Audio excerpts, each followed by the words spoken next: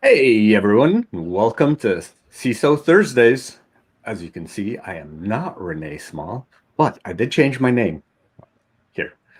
Today we have Naomi Buckwalter. Naomi Hey, security peeps, what's up? Welcome to another edition of CISO Talk Thursdays. and James Azar. Hello, everyone. And this is our live weekly edition.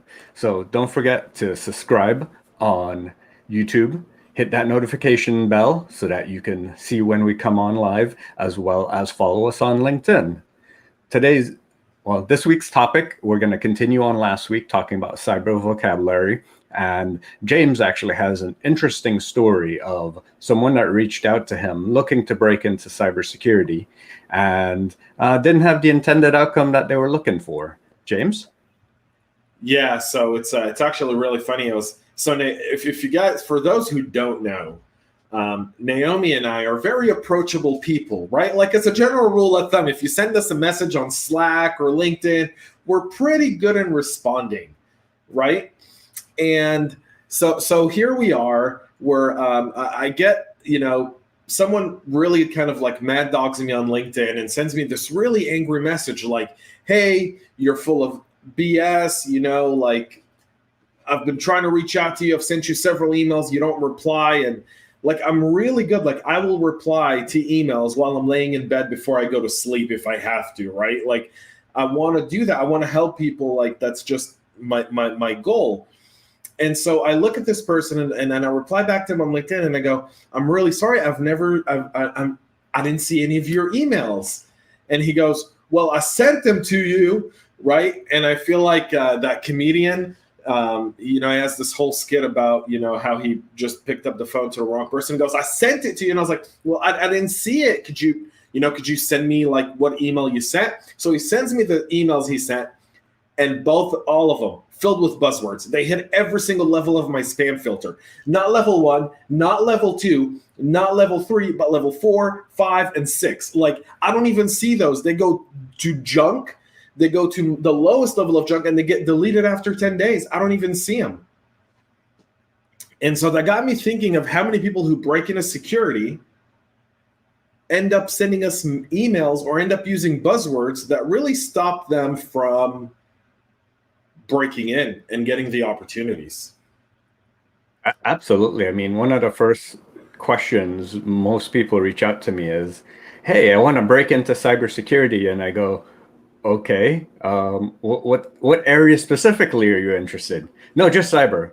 I'm like, that's like telling me you want to be in sales. Okay, what do you want to sell? A pen, a car, a cell phone? Like, let me know. I can help you out if I know what you want to do. But yeah, they want to sell cyber. I got to tell you, though, one of the maddest dog things I've had happen to me is someone who's a sales guy for a vendor reached out to me with kind of like a fake profile, wanted to break into security. And then all of a sudden, midway through our call, he goes, what do you think of this technology? And I'm like, you're banned, snake oil salesman, you're banned. I'm old enough to remember when cybersecurity was a buzzword. Remember, it used to be information security, and then we used to make fun of the word cyber all the time. I don't know what happened. Like, I must have put my head down and just woken up, but cybersecurity is now the new word, and it's not ironic anymore. So I'm like, oh no, I used to make fun of that. But yeah, buzzwords. It's I think cybersecurity carried a political reference, right? So that's why it got in there. When you talk to different people, though, who are in different areas of security, you'll see people say, I'm in information security, or I'm in data security, or I'm in, network security. But that's kind of more like a pilot. Like pilots when they fly, right? When you say you're a pilot, if you ask them what equipment you're on, or what planes do you fly, they'll tell you, I fly 737s or 787s. We'll kind of keep Boeing on lock right here, since this is an American show. All these random talks. Yeah, buzzwords, I feel the same way. Like the worst way to reach out to me is through email. Like first of all, I'm a security person, so I'm not going to trust your emails. I'm just going to spam it or delete it. And also I list on my LinkedIn, I actually put confidential for that reason. Like I don't want vendors to reach out to me. It works amazing. Like I highly recommend that you put confidential or redacted or something as your place of employment, because your spam won't have any work to do. There will be no spam. It's kind of amazing. Or just put a fake company. Create like a fake company on LinkedIn. That's a little too much effort for me there, James. But yeah, like I'm happy to not get the spam. But if I ever did, I'd probably just delete it. I used to get hundreds of spam in my old job, and I'm just like over it. I delete it. I say, if I'm interested, I would reach out to you. I think part of the reason is like, if I do need a solution or I want to replace something or I need a new thing, I'm going to do my own due diligence and look things up first. I don't need some spammer to come into my inbox and tell me what I need to know, because I'm already interested. I'm already doing research on the tools that I need. So I already have a short list of things. If you're going to give me a free iPad, I'll take it. But if you're not going to sell me on something that I probably know already sucks. Like you're not going to do that. Yeah. We have some comments here. Let's get to some of those. What do you say, Chris? Absolutely. So we have Jonathan Webb said, subscribe for life on LinkedIn. We have Mr. P, great to be here. Go Crusaders. Yes, we got a gatebreaker on this. That's awesome. Yeah, he's talking about the battalion he's in. So there's 4 battalions, cybersecurity gatebreakers. He's on the Crusaders. Awesome. We don't have anyone representing from Architects, Cavalry, or Healers? Healers, not yet. But we're still building our team. So, we're creating the teams right now. So over almost 800 volunteers, but only about 170 or so were chosen to be on teams. But we're hoping to get everyone on and everyone in. So excited. Nice. Exciting times. It's a good group. We have the all favorite Mr. McQuegan. Hey, there's my favorite 3 CISOs. Hey, it's our favorite James. Wow. Sorry, James. Wow. Him and I always compete over this stuff, right? Like whenever we're in a clubhouse room, it goes like, who's the favorite James? Yeah. But yeah, McQuigan is my favorite James too. Okay, just so we're clear. Okay, I love you both. We have the hacking lab. It went from information assurance to information security to cybersecurity. Some jobs still refer to it as information assurance. I would say that there's a syntax difference with when you look at information security and cybersecurity is only a subset of information security, because information security also talks about protecting like physical copies of information, whereas cybersecurity doesn't talk about protecting those. It only talks about the bits and the bytes. Yeah, but that Venn diagram is so almost overlapped completely now. Like every company is a tech company. You're not just going to have full, unless you're in Tokyo. Like you're going to use digital for things. So it's essentially the same thing. I had someone argue with me. They're like, you should use the word information security when you really mean, when you say cybersecurity, you should say information security. I'm like, does it really matter? Are we really fighting this? Like, we can't even agree if cybersecurity is one word or 2. Back to your point, James. Last week it was one word. It was one word. It's one word. Okay. So like we don't agree on a lot of things, and I feel like we need to overcome this basic stuff before we start tackling the major problems, which is why we're losing the war on cybercrime in the first place. Like, let's have those conversations and not really get stuck on what we're going to call things. I think it's just taking our mental energy away from things that really matter. No offense. Yeah, it goes back to Bikini Gate. Thank you. Explain that again for the listeners who were. Everyone got so distracted with that, and then all of a sudden, bam, we had like a huge ransomware attack. Because people are so easily distracted by it doesn't matter. I don't care how you write cybersecurity, 1 word or 2 words. I don't care if you call it information security or information assurance. I don't really care, because I understand it, right? But what ends up happening is we end up getting distracted and going on these long Twitter tyrants. That's why I'm not on Twitter, right? Where people invest so much time and energy. Like I saw in one Slack channel, people were talking about something that was trending on Twitter, right? And that was a 3-hour conversation back and forth. And I'm like, when people ask, why are our adversaries better than we do? If you ever go to a darknet forum and watch what they're talking about, I'm not saying they don't have fun. They do have fun, and they've got their own little dramas, but they're so much more focused at target. They're so much more focused, focus, have it. James says he likes that, the favorite James. Mr. P says Azar is the better James. Oh, you got one for James. You got one vote. Thank you. And then Hacking Lab says we're too busy fighting the Vocabulary war. We're fighting each other on stupid things, like really, really, really, really dumb things. Healers are here. John Dela Cruz, baby. Yes, John. Recently transitioned from, I believe, the Air Force, although I might get that wrong. Yes. John. Yes. Was it the Air Force? Okay. Thank you for your service. Welcome to the pain that is private life, I would say. I mean, like outside of like terms like hackers, we could barely agree on like EDR, XDR, and all these other acronyms. Now IDR. There's NDR, IDR. I kid you not. I was looking through, I was looking through just something, and I was on a call the other day with someone who used to work for Gartner, and I was like, you represent the worst organization for our industry. You used to work for the worst organization in our industry. She goes, I headed their analyst team. I'm like, the worst. Horrible. Horrible. You guys should all be fired, and that should be rebuilt from the ground up. Burn it to the ground. A lot of acronyms, like it's no one's business. Just make stuff up as we go. I guess we're never getting sponsored by Gartner then. Well, I guess not, but I don't want their dirty money anyway. They do a lot of good research. What are these new acronyms that you're talking about? IDR, NDR. They have now XDR, EDR, right? They have there's an acronym. Some vendors trying to push BDR. I'm sure when they pay Gartner $50,000, it'll be like the cool vendor thing. Seriously, like. Yeah. And it's all signature-based algorithms. Like let's move away from. Oh, it is. It's still gonna suck. Yeah. Yeah, TDR. Here we go. We're getting one from the awesome Vladimir. Cockdilla, Vladimir. Cockdilla. How about just call it TDR, tech detection and response, and throw the rest out? That sounds about right. Okay. Like, yeah, I agree with Vladimir. Like, I'm not afraid to say it. Like, I know some people are like, did you just call out Gartner? Yeah, I did. I absolutely did. I will call him out every time. Because I think there has to become a place in time where you stop throwing out, because here's what people don't understand, and here's where the complexities come. Gartner creates all these different acronyms.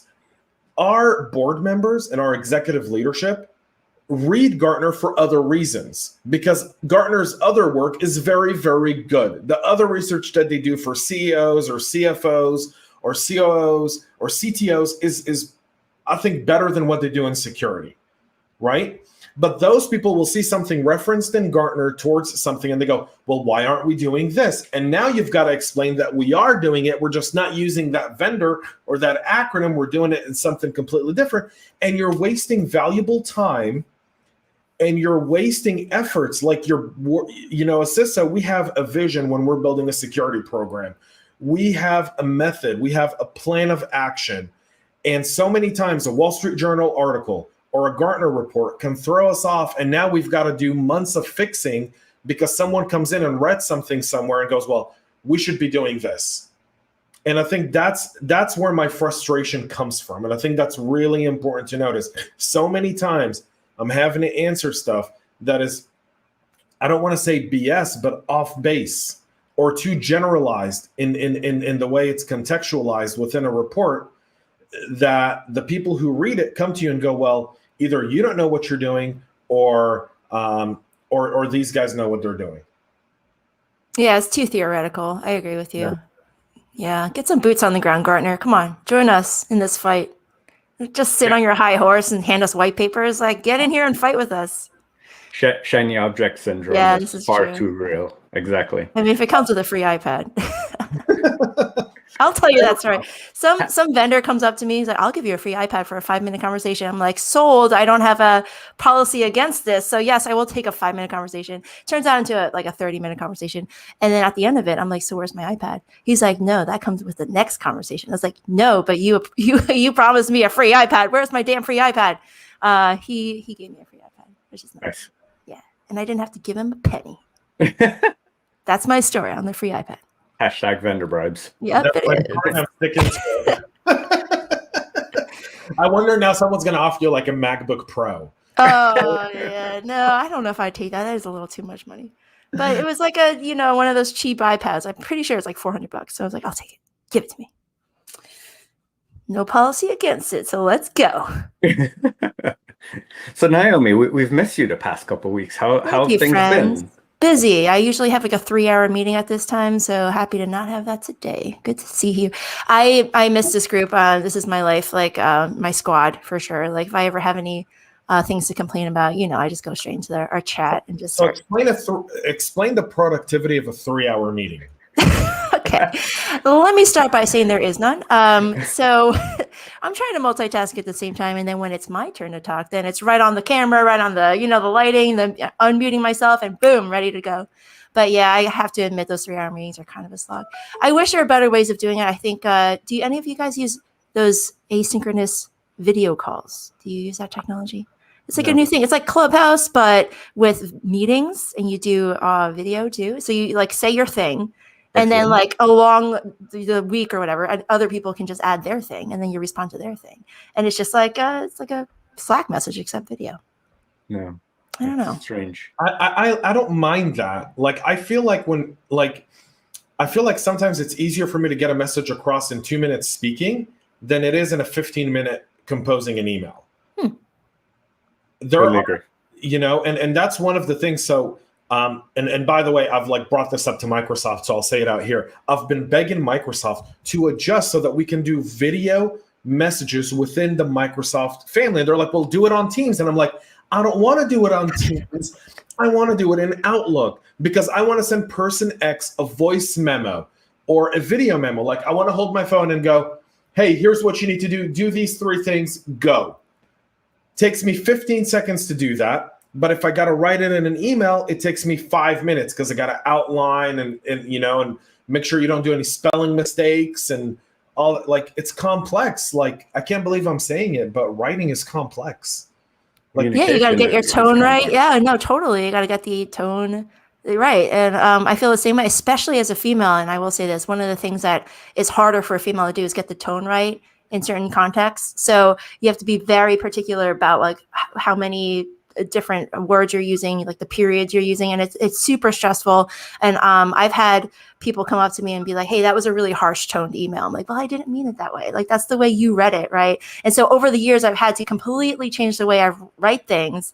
Either I use smiley faces at certain points, right? Like it's exhausting. And especially I think as a female, you have to be a little bit more cognizant of how people take your emails and just your writing.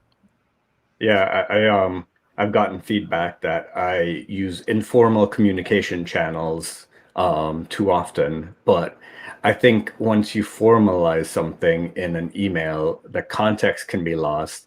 People forward it out of context, whereas like when you're having informal conversations, you're like, yeah, where's the rest of the Slack message? And then people understand more that it was taken out of context versus like, hey, or is this email forwarded that like was taken out of context? Yeah, I completely agree with that. By the way, so much stuff is taken out of context. And by the way, video can be taken out of context too. Let's not fool ourselves, right? If I send someone a 5-minute video and they trim it down to 2, and they just put 2 minutes, those 2 minutes could be completely taken out of context of maybe the first 3 minutes that you're describing an action for someone. Just as an example, I mean, the media does that day in and day out.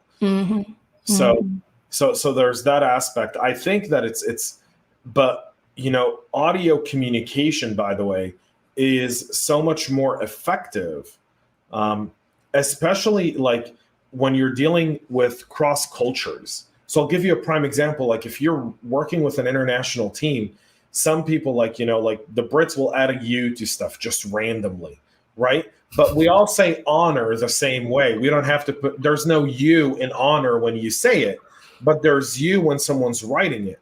Well, the same thing applies in audio messaging. And I think audio messaging, that's why Clubhouse is such a dominating powerhouse today as a social media network, is because people are able to express themselves. And we're getting out of this whole, if you're an introvert, you feel much more comfortable speaking only without video than you would in a video situation like this. So speaking of Clubhouse, James, as a big proponent of Clubhouse, what do you think of the latest breach type scandal where 3+ billion emails were exposed? I mean, sorry, phone numbers were exposed. Isn't that public data? No. Is it associated with names? Because like you can list any 9 digits and that's a phone number. You just don't know who is, just like a social security number. Like any 9 digits is a social security number. From what I read, it seems that potentially they were syncing entire contact lists of their connected customers secretly, and that might have been exposed. They weren't doing it secretly. If you use Clubhouse, it says here are all the other contacts that are your friends and how many friends they have in Clubhouse, and invite them to Clubhouse. That's like literally how their service grew organically. They gave you 10 invites and said, here's 10 people. And by the way, your friend Naomi knows 100 people on Clubhouse, right? Because 100 people on Clubhouse all have her phone number. Facebook does this, Instagram does this, Snapchat does this, Apple does this, Google do this. Like, name one app on your phone that doesn't do the dating apps do that. Like, they all do it, right? Like, why aren't we making a big deal out of phone numbers leaking? We've got greater things to worry about. True, but like for a company that is trying to grow in the market, like this is not such a good stain on their reputation. You still use Equifax? No. You don't have a choice. You still use you use Microsoft? Or Yeah. For your Don't have a choice. I mean, the thing about all these like massive, people say, oh wow, what a violation. After OPM and Equifax, I've given up on my right for any of my personal data to be private ever again. I was breaching those too also. I'm like, that's it. My information's out there. Information's out there. At this point, all I have to do is play active defense. Exactly. So why are we still arguing about things like XDR and EDR and IDR and acronyms? Like, how can we evolve past this point of just infighting? Like, literally, I wonder what people think of us when they're watching the cybersecurity community argue on LinkedIn and Twitter and wherever we argue and do our thing. They probably think we're crazy. They probably take a look at us and they're like, get your stuff together, people. Like, you are embarrassing everybody. Like, who wants to join our community when they see us like this? Like, we're constantly we're picking apart each other's arguments. It's like, it's so immature. Like, grow a pair and grow up. Like, just grow the F up. And I don't see a lot of people doing that. They're just constantly like, what's that? That's the attention economy, right? Like, or the grievance industry, where you get more views or more likes or more people following you, the angrier you get about certain things. Like, and you can't really stay positive anymore. You're just like a very deeply unhappy person. And so like the more you do this, like the more attention you get. And like, I feel like that is just such a negative energy. Why would you put yourself in that space? And that's when the mental mind games happen, right? Like, stay like happy, be grateful, and like enjoy what life is giving you, because that will make you rise above all the noise that's holding us down. Like, look at what it's doing to our community and like grow the F up. That's all.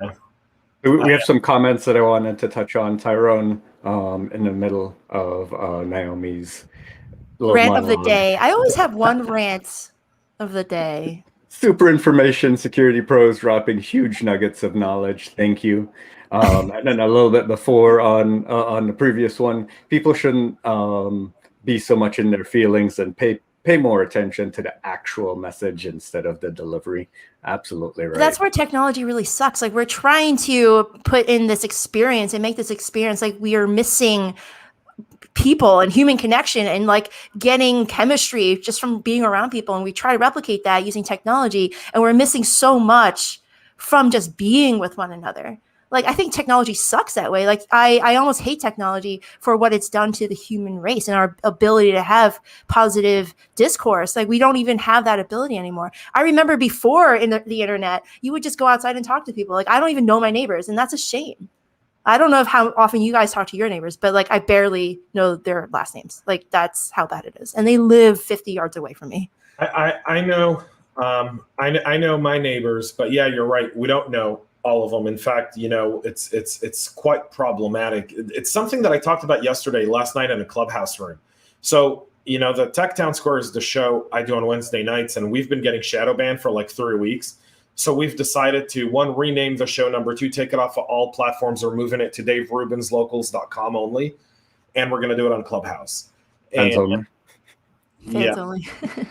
like not fans only, but at least there would be able, once Locals has the live streaming version, we'll be able to really do it the way we used to. But we were getting shadow banned over the dumbest stuff, and we were getting confirmation from tech companies that we were getting shadow banned. Like, I'll reach out to them and be like, yep, I see the algorithm picked someone saying this, and we're like, yeah, but we're seeing it in this context. He goes, well, it doesn't matter context. The algorithm just looks for keywords. And you're like, wonderful. So what am I not allowed to say, right? Like, can you give me a list of things I'm not allowed to say? And that's not the case. Chris, thank you so much, buddy. Just me and you now, James. Just only on the fort. It is. It's awesome. But you're right about one thing. We're so focused on the non-important things, Naomi, that we're missing the really critical aspects of the humanity within technology. And that humanity is, like you said, building relationships and reaching out and crossing bridges and really making fans rather than adversaries. And we rarely do that. Oh my gosh. And technology just exacerbates everything that's wrong with society. And you only hear about the fringes. And this is why I think social media is in a dangerous place where Twitter can ban a president because they don't like what he's saying, right? Like, I didn't agree with what the president was saying at the time. And but I also did not agree for him getting bans from social media. I don't think one person within one company can have that kind of power. And it's a super dangerous road that we're on. And think about how this is applying to different social media outlets, Twitter, LinkedIn, YouTube. Like, you can really have one person make a decision and just say, hey, I no longer like what you're saying. You're now banned, right? And think about all the YouTubers out there that make their money off of views and stuff like that. That could be their entire livelihood. Now you're just banning someone because you don't like what they're saying. Well, it's super dangerous. And that kind of goes to your idea of positivity versus negativity, right? So you're on YouTube, and if you're screaming about something and you're really so the algorithm will like pop you up. But if you do something very positive, that doesn't always happen, right? And I don't know who this is, but I moved in and got to know all 19 neighbors within 3 months by name. Wow. Good for this person. Good for you. Vladimir says, care over checking boxes, personal and business. Yeah. Care over checkbox, right? So go through the checkbox. Yes. Actually care. Yes. And I think it's Vladimir who got to know all his neighbors. I'm pretty sure that's him. Oh. Because he recently moved. He was in Atlanta and he moved somewhere else. And so Vladimir is one of the greatest people. Party at Vladimir's house. Wow. He's awesome. He is one of the smartest CISOs out there. Nice. Really, if you're not following Vladimir, go and connect with him. The guy really gets it all the way through and through. So it's awesome to just kind of like throw out and see people who I look up to to the shows, because I look up to Vladimir like he's one of the people I look up to. Oh, James is fanboying. I love it. I love it. I am. Well, you should, because people like him really do care about the craft and the community, right? And he's trying to do the right thing. And I think we have more voices like that. Unfortunately, what we're seeing in social media is the algorithms really put in priority, like the angrier people, the people that really go viral are the ones who have like something angry to say and something like just a chip on their shoulder, right? So we need more positive voices to flood social media. If we see more positivity, we're going to see a real change in our community. I really believe that. I completely agree with that. That's why, like, one of my goals with what we're doing, right, even with the Cyber Gatebreakers, Foundation, is to do positive things and put out positive messages. The world needs more positivity and less outrage, right?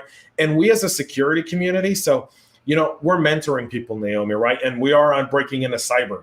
So I always tell people, like, are you ready to deal with the adversity that comes with being in security? Because let me tell you something, you can do your job perfectly for years on in and out. Years. You can be perfect. You can not be perfect, but you can be really good at your job, right? Because we don't have perfection in security. If you're looking for perfection, this may not be the job for you, right? And then one incident one misstep can pull you down into the trenches and into a very dark place where, speak to anyone who's been a CISO during a breach, where, their kids have to go to school and, your kids' parents' friends know that you worked for company X, right? And they go, oh, so-and-so's dad works at this company. It's all his fault. I mean, I know of Equifax's employees' kids who were bullied in school because of the Equifax breach. And people who had stuff written on them online. Yeah. That's really horrible. Mm-hmm. Mm-hmm. And that's when it crosses a line. Like, you don't need that. That's completely unnecessary. Like, you're completely missing the point of why we're even here in cybersecurity. It's to like stop cybercrime from affecting real people's lives. And think about like all the breaches, James. Like the last one, the big one. There's the one for what is it? The MSSP or the MSS, right? One, yeah. Well, so like think about how much money they were like asking for. It was like probably like 50 million or whatever. But where does that money actually go to?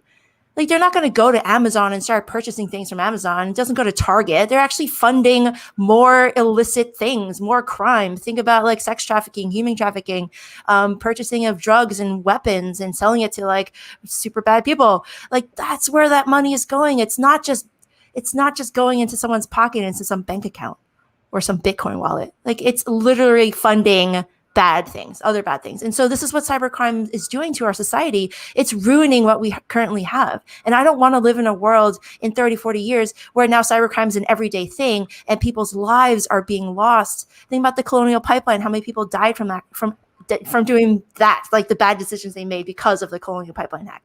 Like 4 or 5 people, they actually died in real life. And so think about how this translates into the future, where more and more people are going to make decisions based off of cybercrime affecting them. And they're just going to start dying or losing their livelihoods. Families are going to be impacted.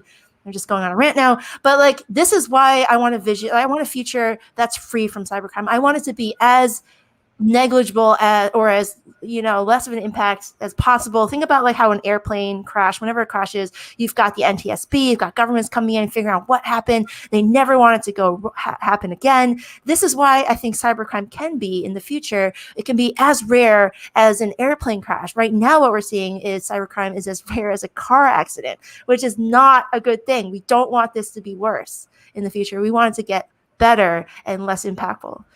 End rant. Whew. I support everything you said right now.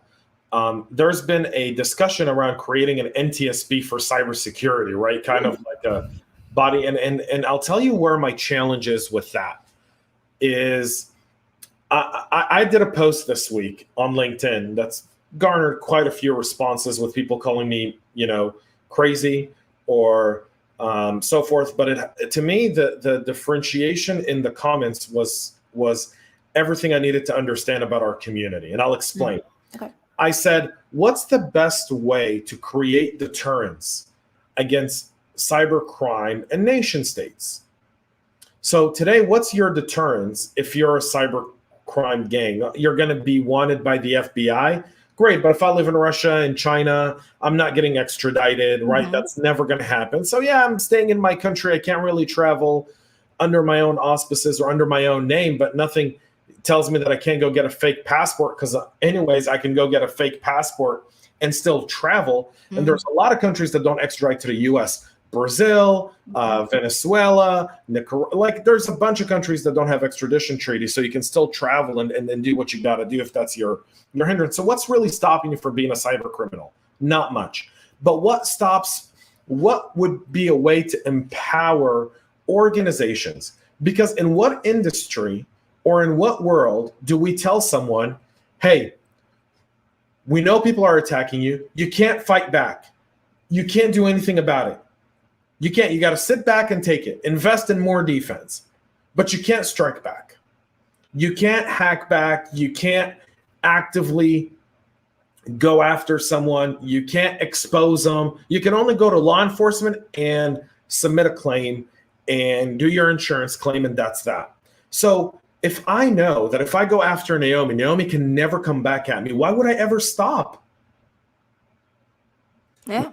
No, you're right. It's like you can't just rely on people's shame and their goodwill to like stop doing something because you're, oh, I'm so ashamed of doing this one thing. I got to stop now. But like, no, if there's no consequence, of course you're going to keep doing it. But like, let's say we go on offense now.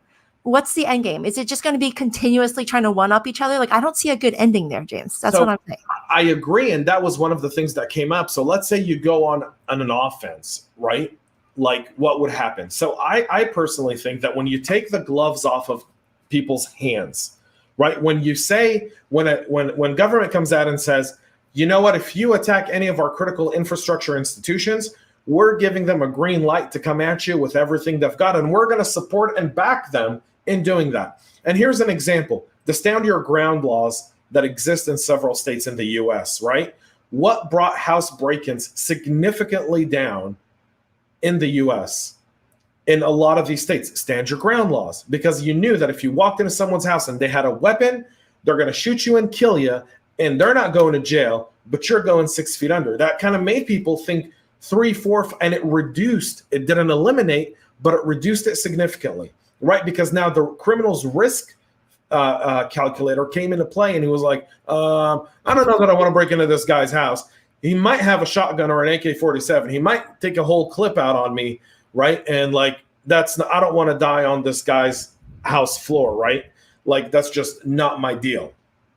So if you did that, theoretically, not saying I know this, I'm not saying this is right or wrong. I'm just trying to think outside of the traditional form of, invest in more defense, because I know a lot of people that will say, well, you just have to do better defense. And David has a really good comment here, right? Which is like, us in security have to be right every time, attackers only have to be right once, right? That we go out and we are able to launch a countermeasure or pursue the attackers and hack them back. Meaning, okay, I'll give you, we'll negotiate back and forth. By the way, here's, a PDF that has macros in it, or here's our own version of malware that when we communicate back to you, now we're hitting you back, all right?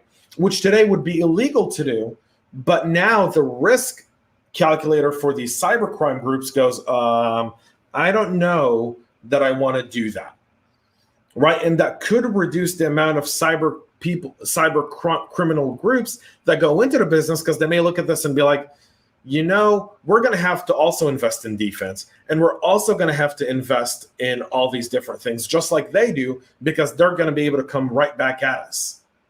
Right? So will it create a mess? It would. But I think the only way to create a level playing field in cyber is to bring it to a point where it's an all-out war. So I will say I love the idea of like playing an infinite game here, because you're essentially just saying you're just going to be at a Cold War stalemate. Like, everyone knows you can hurt each other and we don't. But like, the problem is I don't think there's enough rules around the game that just says like, here's what you're allowed to do and here's what you're not allowed to do. Are you allowed to attack hospitals? Are you allowed to attack schools?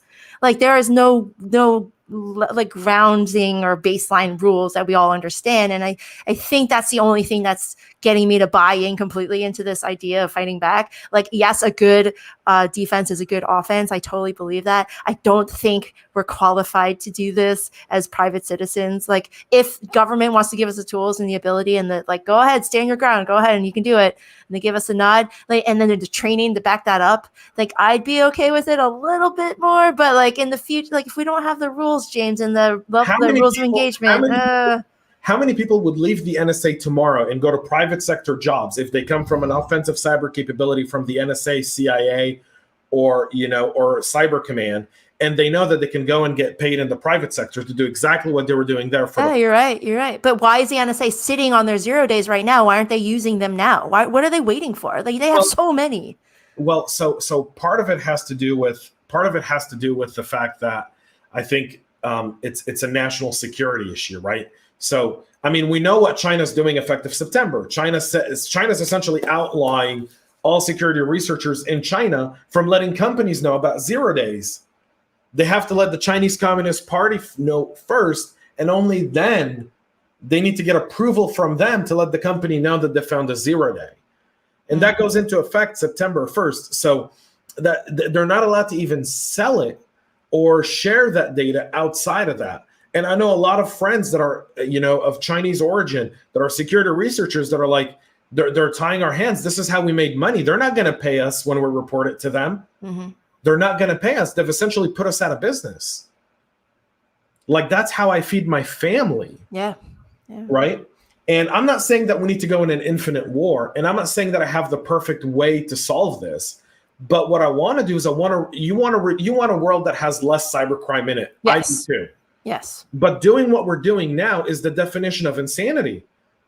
We're doing the same thing over and over and over again. And we're looking at government going like, why aren't you going to do anything? Thinking they're going to solve our problems. Right, Yeah. but government isn't going to solve this problem. Government is the cause of this problem. And by the way, in the Cold War, if you go back to the Cold War between the US and Russia, there were no rules. How many times did a US submarine park outside of St. Petersburg and a Russian submarine that was a nuclear submarine parked off the coast of the East Coast or the West Coast? And you thought the Bay of Pigs, we thought they were going to put nukes 90 miles off the coast of Florida. There were no rules then, but that war went on for 20 some odd years until finally we reached some sort of agreement. I don't want to go into a 20-year cybercrime Cold War. I want to bring it to bout right now because we're losing this battle to begin with. And we got some really comments.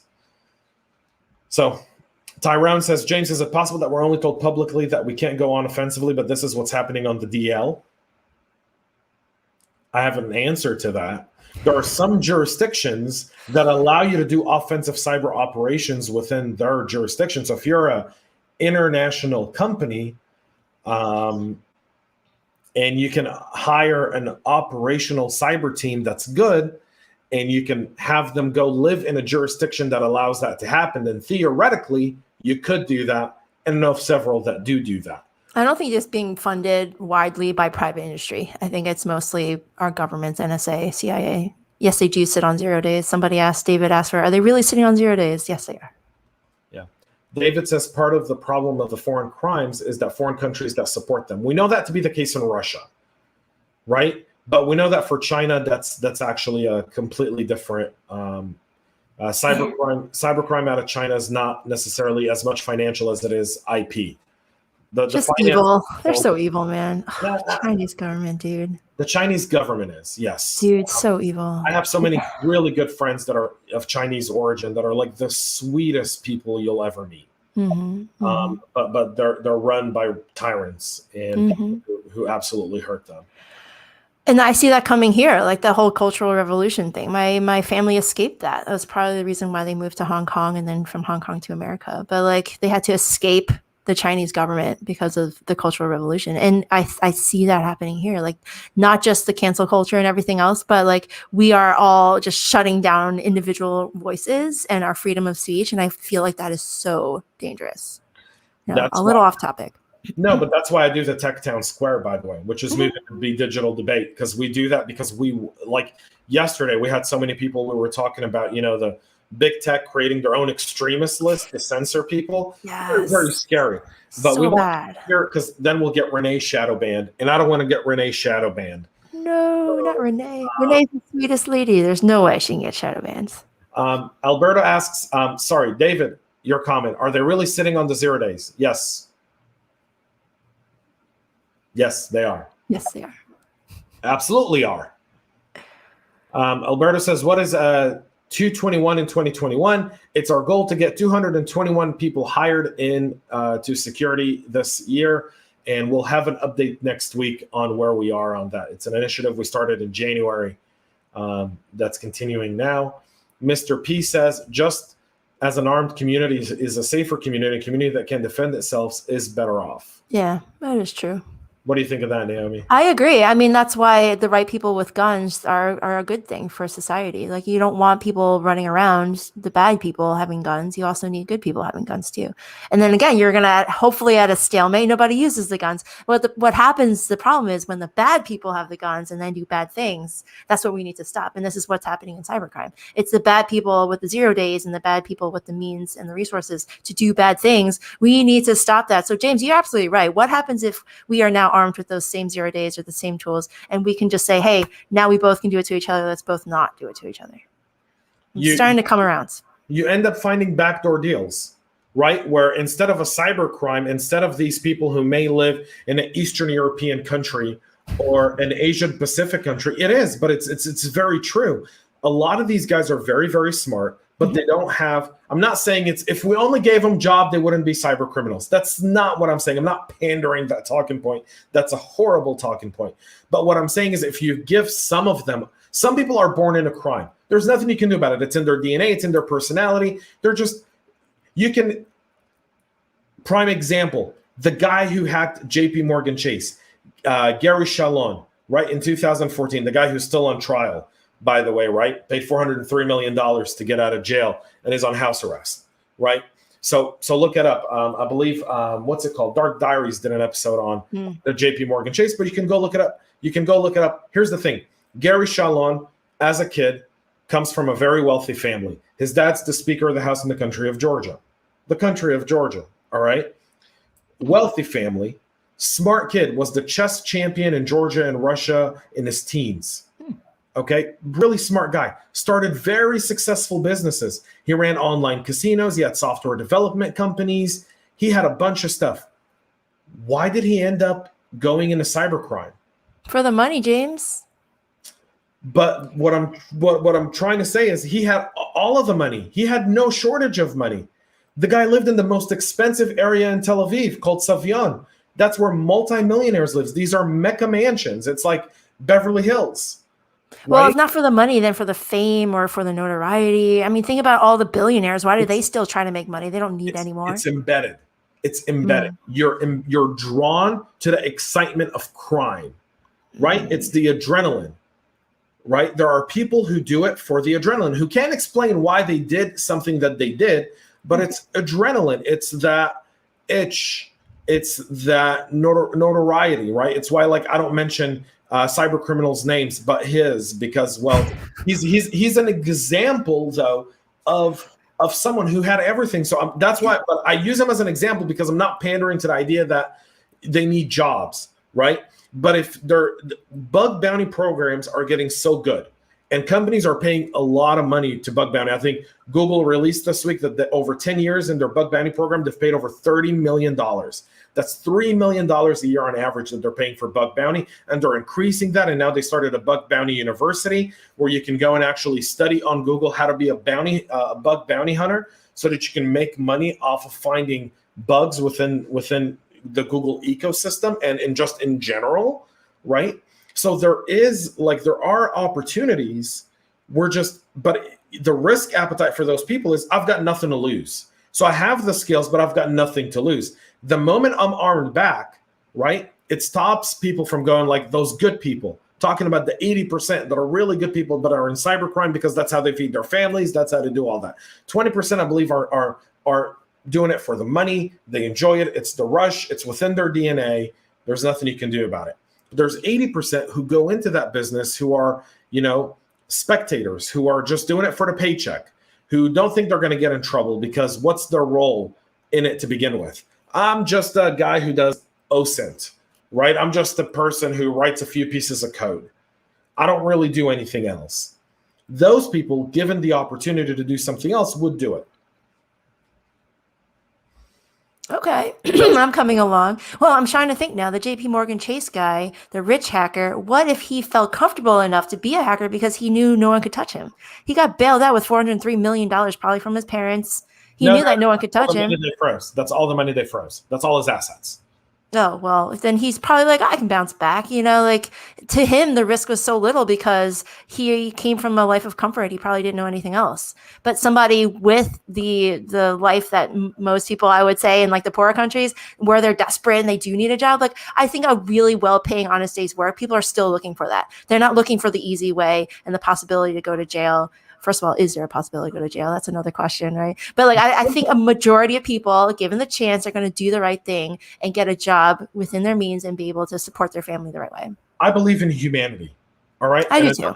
I know that's hard. I believe that given a person the ability to do the right thing and live comfortably, or the ability to do a wrong thing and be on the run, so watch Heist on Netflix. There's a really cool kind of like show on Netflix called Heist.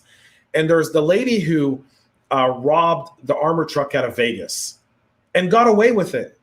Like she was wanted, but she went and she started a new life in Amsterdam. In Amsterdam at the time when she went there, didn't extradite. And for years, she lived a comfortable life, started a family, met someone new, started a life. And then she decided that I can no longer live with this. I need to go and face up to my crime. And she flew to the US and turned herself in and spent 5 years in jail. So, I mean, if nothing, that gives you kind of the ability to look at and say, people want to do the right thing given the opportunity. They don't want to go and do that. But people make mistakes. When you're 20, 21, you make dumb choices. When you're 19, you make dumb choices. When you're 25, you make dumb choices. The brain doesn't fully develop until you're 25. So mind you, like that's crazy. It's crazy. That's why I love thinking about how much our souls go through. Like, think about light or earth as a school for your soul. Like, you are here on earth to learn so much about humanity and how to be a better person, how to love one another. And there's so much to learn from each other. And again, bringing back to the point, like, are we stuck talking about the most basic things? Should we be elevating our discourse to talk about what's really important and how to make other people's lives better? Because we don't even talk about that sometimes. We just talk about like who's more popular and who's more like this and who's that or whatever. And like, we don't ever see above it. And technology makes it worse for us to be able to see above the crap that is like every day in tech. I want to just get above. I just want to rise above it and start talking about the things that actually matter, like how to make humanity better. When will we ever get there, James? Will we ever get there? Or is it the billionaires that are flying out into outer space and leaving us in the dust? Like I don't mind that billionaires flew to outer space. You know why? Because they're billionaires. Jeff Bezos didn't steal money from anyone to fly to outer space. It's all of us being consumers of Amazon that helped him get to outer space. And we're all consumers of Amazon because he built a superior product that we can go online, we can use our phones, and we can tune in and we can buy something. And within a day or two, it's on our doorstep. Yeah, I don't argue with that. I love it. I think he can also spend that money and pay his workers a living wage, and they don't have to pee in a bottle and poop in a bag when they're delivering. I think you can have both. I agree. I can support that as well. Mm-hmm. I think that's very true. Walmart had, Walmart had something very similar as well. When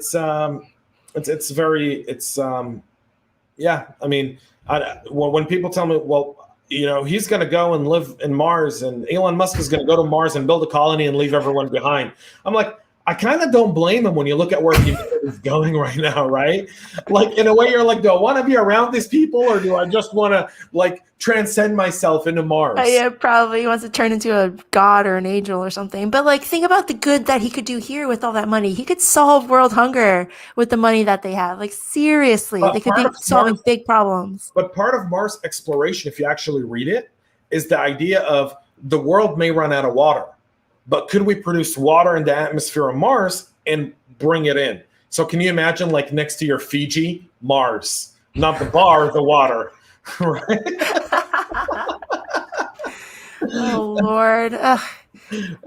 We'll find a way. The Earth will be fine. I don't know about humanity, though. I think the Earth is just going to survive just as well with or without us. The Earth has been surviving for millions of years. Yeah, we're going to be, the humans haven't. We've only been around for, 50,000 years or something. Yeah, and remember, dinosaurs were here millions of years ago. We still find. Yes. Imagine, 50,000 years from now, people look at our skulls and our graves. They're like, who are these weird people? All right, oh my God, I love it. The show's, we're about to wrap up. So David says motivations differ from person to person. That is very true. David says, I'm so glad I was able to tune in today and listen to the show. It's very informational. Thank you. Thanks David. For watching, David. I don't know. We just kind of go on these rants, right, James? You and I just go back and forth. When we don't have Renee or Chris here. I know.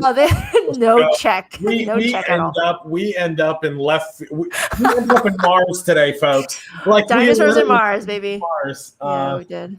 Al says wasting time on trivial nonsense instead of the important things is very true. I mean, we just talked about Mars, so trivial nonsense can also be spending time with your family and loved ones. Yeah. Like if one thing came out that I think that's positive that came out of COVID is it really realigned people's priorities. And you either completely and absolutely love your spouse and your kids now and you know them a lot better, right? Or you're in the midst of a really ugly divorce right now. Oh gosh, yeah. You're like, what was I thinking? Everyone listening, by the way, James is expecting September, so we're looking forward to that. October. James. Oh, is that October? Okay, sorry, October. We can't wait to have little baby James Azar on the show. Yeah, no. Baby will not be on any social media. I am very good. I like that better. Yes, but excellent. I'm very excited. It is. We're almost there, folks. Do you have a link where I can read about the 0 days not being used?